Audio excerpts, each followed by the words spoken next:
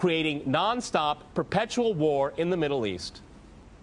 Well, I'm going to make this interesting and disagree with everyone. Okay. I do not accept the premise, which probably isn't too much of a surprise, but nonetheless, I reject the premise that the whole point of the so-called war on terror or investing in the Mujahideen was to somehow fight terrorism or to make a better world. I would argue that if you really want to know what's happening with Middle Eastern policy, then you must read Oded Yanan's A Strategy for Israel in the 1980s. Now, in that document, which is pretty much being played out to a T right now and has been for many years, there were serious objectives for Israel. And Israel's main objectives were to expand and grow in line with the Greater Israel Project. And in order for it to do that, there would need to be an excuse to justify the expansion of Israel. And in order to do that, we would have to sow the seeds of sectarian hatred and violence in the region. The #1 target of this plan was Iraq. We've achieved that. That's not a failure. That's actually a success. Iraq is a failed state largely. It is an absolute basket case. Sectarian hatred is absolutely insane. We see the beheadings and all of this madness, and we think it's a disaster. No, it's not at all. In fact, it's all part of the plan to break up Iraq into 3 different states. When we look at Syria, we also find that the goal is once again the same thing: sow the seeds of sectarian hatred and basically turn that nation into a basket case. This is happening according to plan as well. Now, ISIS, funny enough, could stand for the Israeli Secret Intelligence Service. Many people are seeing the very big benefits to the state of Israel, the so-called Jewish state of Israel, by the breakup and the balkanization of the surrounding states. So actually, if you believe what's being told to you, and I just don't know why anyone would believe anything that comes out of the mouth of virtually any Western leader, whether it be Obama or Bush or any of the rest of them, all of these people are nothing but patent liars, and everything they say is pretty much the opposite of the truth. So I don't accept virtually anything they say. Okay, good. Okay, Peter, if I can go to you in New York. I mean, there is absolute continuity between the policies of Iraq and breaking it up and breaking up Syria as well. It is beyond naive to suggest that the U.S. doesn't have its fingerprints all over ISIS. In fact, tell me this: why has ISIS never once, or al-Nusra Front or al-Qaeda, not once have they attacked Israel? In fact,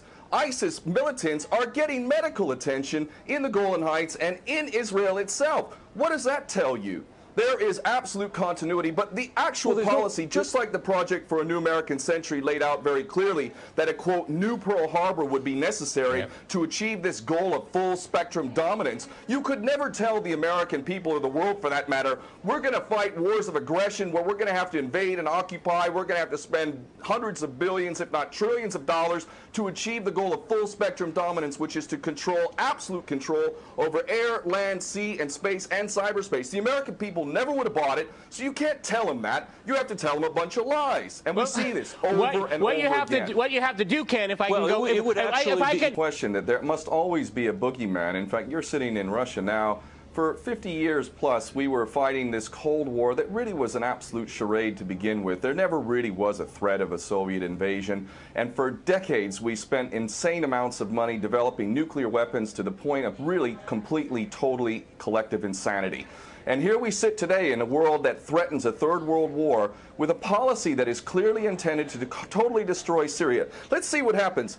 If we take Bashar al-Assad out of the equation in Syria, does anybody with half a brain not understand that that vacuum that's going to be created is going to be a vacuum filled by the most powerful interests there? And who is that right now? Well, that would be our best friends and allies, these little Frankenstein monsters that we create, whether it's al-Qaeda or al-Nusra Front or the latest ISIS monster that we've created. Those are the ones that are going to fill that vacuum, and that fits perfectly in line with Oded Yanan's A Strategy for Israel in the 1980s. And if these other two gentlemen haven't read that document, I seriously suggest you do. Another thing that's really worthy of pointing out is the so-called Islamic State is anything but Islamic. And yes, there is a war on Islam.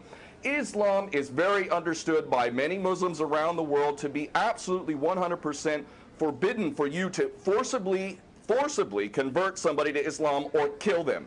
This is totally untrue. Back in the medieval times, when there was Muslim empires, it was an absolute understanding and policy amongst the Muslims who were in charge at that time that those who practiced whatever religion were allowed to continue practicing that religion, and they were not even forced to pay taxes into the Muslim empire itself. However, However, if people wanted to practice that religion, they would not be able to derive the benefits of the tax system and so on and so forth. The bottom line is no Muslim in their right mind would justify going in and literally executing men, women, and children simply because they don't convert to your religion. These people are not Islamic. They are creations of the monster, which is the empire of the United States and all its cohorts in Israel and England in particular. And this monster is purposely created to justify the continuing insanity of the never-ending war policy, which is really the core of America. And that is exactly why I renounced my U.S. citizenship. This madness cannot be considered anything but the major threat to the world.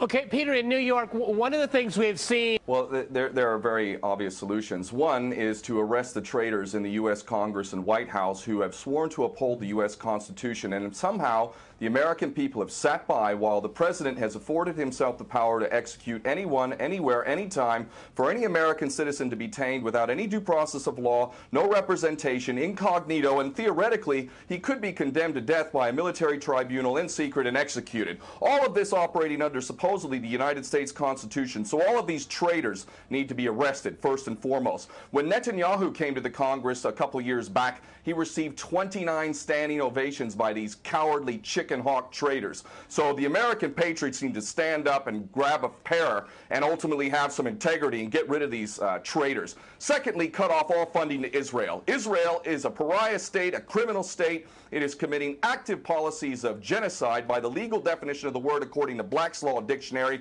That country needs to be cut off right now. All of their attention needs to turn inward. Stop your little empire endeavors and full spectrum dominance and all of this sort of madness. Start taking care of your infrastructure back home. Start taking care of the American citizens who have worked their whole lives and now find themselves wondering how they're going to keep a roof over their head. All of that is very obvious and very sensible. Or America can continue to decline into an absolute total pariah state, hated and resented around the world, and maybe bring the whole world into World War III. I would prefer that we do the former instead of the latter, but ultimately we need some serious change in government, and that means getting rid of these traitors.